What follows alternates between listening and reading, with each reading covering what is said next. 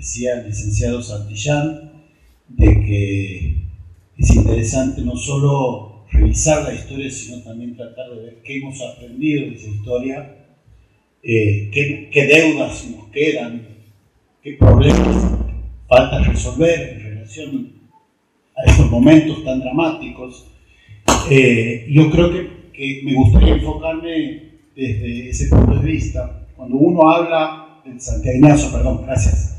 Cuando uno habla o piensa en el santiagueñazo, sobre todo lo que lo vivimos, yo en ese momento tenía solamente 12 años, pero tengo grabado a fuego en mi memoria las imágenes de esas jornadas violentas y profundamente dramáticas. Cuando uno piensa y escucha hablar del santiagueñazo, es inevitable reflexionar y preguntarse si una crisis de estas características, si un episodio tan fuerte como el que vivimos en el 93 podría llegar a producirse nuevamente en nuestra provincia. En ese sentido yo me voy a adelantar a la conclusión para decir que mi opinión es no. Creo que un santiagueñazo, al menos en el contexto actual, bajo las condiciones políticas en las que vivimos y que básicamente son las mismas que han regido los destinos de nuestra provincia en los últimos 20 años, no creo que un santiagueñazo pueda volver a suceder. Por varias razones, ya voy a profundizar esto más al final de mi intervención. Básicamente, creo que porque el contexto histórico era diferente, porque evolucionamos como sociedad y también porque la clase política santiagueña del 93 de esta parte, y sobre todo del 2005 de esta parte, internalizó los traumas del santiagueñazo y llevó adelante, implementó una serie de políticas, de mecanismos para evitar repetir esta historia, por lo menos en lo que tiene que ver con el santiagueñazo y la crisis y la violencia que se vivió. Dicho esto, sí creo que había ciertas causas subyacentes y problemas estructurales vigentes en el año 93 que en los últimos 30 años no hemos podido resolver. Creo, voy a tratar de ser lo más sucinto posible para no extenderme mucho, pero creo que son básicamente tres, en mi opinión, las más importantes. En primer lugar, la profunda dependencia del Estado provincial con respecto al Estado nacional. En ese momento, bien lo dijo el licenciado Santillán, había ciertas imposiciones desde el gobierno nacional para poder liberar los fondos que salven a Santiago de la violencia. Hubo en el medio, lo comentó el licenciado, una ley ómnibus que implicaba un ajuste muy fuerte, el despido de 10.000 empleados públicos que habían sido recientemente designados, la rebaja de los sueldos al 50%, bueno, una serie de cuestiones de imposiciones y condicionamientos que el Estado Nacional, el Gobierno Nacional propicia a cambio de liberar fondos para ayudar a la provincia, más allá de que había sido un gobierno completamente incompetente y de que no solo es responsabilidad del Gobierno Nacional, sino también del Gobierno provincial. Lo que sucedió era esta dependencia, creo que es un factor fundamental en lo que fue el santiagueñazo y que hoy sigue vigente. No es ningún secreto, lo dijo el gobernador hace unos días antes del balotaje, en un programa televisivo donde dijo que si se nos cortaba la coparticipación no íbamos a poder pagar los sueldos. Eso es cierto. No creo que sea cierto que nos corten la coparticipación, creo que eso es imposible, pero es cierto que si no tuviéramos fondos coparticipables sería imposible pagar los sueldos. Si uno entra, los invito a la página del Ministerio de Economía de la provincia y descarga los mensajes que acompañan la ley de presupuesto del año 2005, se va a encontrar con un gráfico con la composición relativa de los ingresos de la provincia, donde se observa que el 90% del presupuesto está financiado con recursos de origen nacional y solamente el 10% con recursos tributarios provinciales. Esto significa que de los 425.000 millones de pesos previstos en el presupuesto 2023 de Santiago del Estero, de los cuales 150.000 millones son gastos en personal, es decir, pago de salarios, los santiagueños con recursos tributarios propios aportamos solamente 50.000 millones de pesos. Es decir, que tendríamos que recaudar 3 veces más para poder pagar los sueldos con recursos propios. Ahora, ¿por qué sucede esto? Sería motivo de otra charla. Creo que se puede resumir en que lamentablemente en Santiago la actividad privada es muy reducida, salvo lo que tiene que ver con la producción primaria, un ratito, con la producción primaria que nos ha colocado, y eso es cierto, en una de las provincias, creo que la octava en exportaciones por el boom del maíz y del trigo.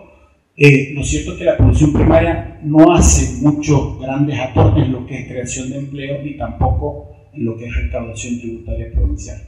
Y eso me lleva a el segundo problema estructural que creo que no hemos podido resolver en estos 30 años, que es la profunda dependencia de la población con respecto al Estado, no solo al Estado provincial, sino también con respecto al Estado nacional. Esto tampoco es un secreto. De acuerdo al último censo que ayer salieron por fin los resultados definitivos, en Santiago del Estero somos 1.060.000 personas, de las cuales 400.000 conforman lo que es la población económicamente activa. De esas 400.000 personas resulta que solamente 55.000 son puestos de trabajo registrados en el sector privado, o sea, en blanco. Por fuera está la informalidad que se calcula los trabajadores informales en un 50%. Frente a eso tenemos 70.000 puestos de trabajo en el sector público. Esto incluye planta permanente y contratos transitorios en blanco, es decir que de arranque tenemos más empleados públicos que privados.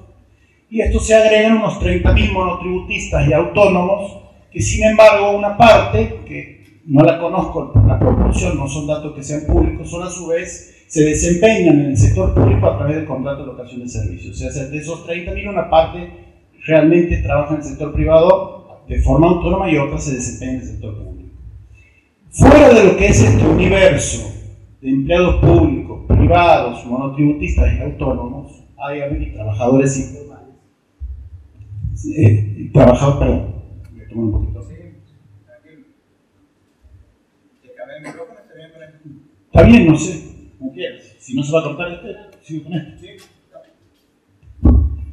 Fuera de lo que es ese universo, como decía, de trabajadores registrados y no registrados, hay un universo compuesto por decenas de miles de santiagueños que subsisten, que sobreviven, fundamentalmente gracias a programas sociales y beneficios previsionales, principalmente de la nación. Voy a dar un ejemplo, las pensiones por discapacidad. En Santiago hay 80.000 pensiones por discapacidad. Es decir, que tenemos más pensiones por discapacidad que empleos privados, más pensiones por discapacidad que empleos públicos.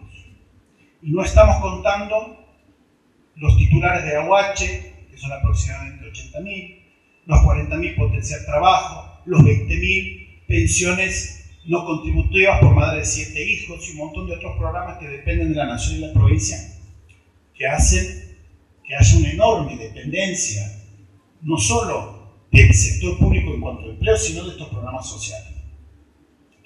Pero si nos ponemos a hilar un poquito más fino en lo que es el sector privado, en blanco, como decía, registrados 55.000 personas, nos vamos a encontrar con que el 60% es comercio y servicios, que está a su vez retroalimentado por el sector público. Por eso cuando se anuncian los bonos, siempre solemos leer o ver declaraciones de funcionarios que dicen que esto va a derramar en el comercio, va a activar en la economía de la provincia, y es así. El comercio y el servicio depende mucho del sector público. Después tenemos, dentro, repito, de lo que es el sector privado, 10.000 puestos de trabajo en la construcción, que a su vez está en gran medida sostenida por la obra pública. Y además de eso, 5.000 puestos en la industria, 5.000 puestos en lo que es el agro, y unos 2.900 en el turismo, estrictamente lo que es gastronomía y hotelería. Insisto, todo en número de empleos registrados, no está incluida la informalidad. Entonces la dependencia que tenemos, por un lado de la nación a la provincia, y por otro lado, de la provincia a la nación, se derrama una dependencia extrema de la población con respecto al Estado, tanto nacional como provincial. Y finalmente, el tercer problema estructural que creo que no hemos resuelto en estos 30 años tiene que ver con la debilidad institucional. Vivimos en una provincia donde prácticamente no hay un resorte institucional que no esté colonizado, cooptado o permeado de alguna manera por el Poder Ejecutivo, ya sea, estoy hablando incluso de las instituciones de la sociedad civil, los clubes, las asociaciones profesionales, las asociaciones sindicales, la ONG, ni hablar de los organismos de control, como puede ser el Consejo de la Magistratura, el Jurado de Enjuiciamiento, el Tribunal de Cuentas, todos organismos que son esenciales para el funcionamiento del sistema republicano y en el que no tenemos un solo representante de la oposición, a pesar de que la Constitución indica de que debería haber representantes de la oposición. ¿Y por qué no hay representantes de la oposición? Porque si bien la Constitución provincial establece que es la primera minoría de la legislatura la que tiene que designar al representante en estos tres órganos, lo que hace el oficialismo es una maniobra por la cual a su bloque lo parte en dos, el bloque Encuentro Cívico, el bloque PJ, de manera de quedarse con la mayoría y con la primera minoría y por lo tanto con el control total de los órganos. Que en algunos casos es incluso absurdo, porque en el caso del Consejo de la Magistratura nosotros teníamos hasta hace algunos años un solo representante de 9, o sea, tampoco íbamos a poder influir en las decisiones, pero de todas maneras el control de estos organismos es total. Algo parecido pasa con los tres senadores nacionales. Como ustedes saben, la Constitución Nacional establece que cada provincia debe estar representada por 3 senadores, de los cuales 2 corresponden al partido que saca el mayor número de votos y 1 al que le sigue. Santiago del Estero es la única provincia del país donde los 3 senadores nacionales pertenecen al mismo partido, al oficialismo. La única provincia del país. ¿Y esto cómo se logra? De la misma manera de cómo se controlan los órganos de control, valga la redundancia, que es en las elecciones el oficialismo divide su caudal electoral en 2 listas legislativas, de manera de quedarse con los 2 senadores por la mayoría y también por el senador por la minoría. Esto también tiene una explicación que ya voy a hablar más adelante. Después hay un montón de ejemplos más. No quiero agotar, pero la ley de ética pública, por ejemplo, la ley sancionada del año 2005, que establece la obligatoriedad a los funcionarios de los 3 poderes de presentar declaraciones juradas patrimoniales todos los años, que además crea una oficina anticorrupción, bueno, que nunca se aplicó esta ley porque nunca se reglamentó.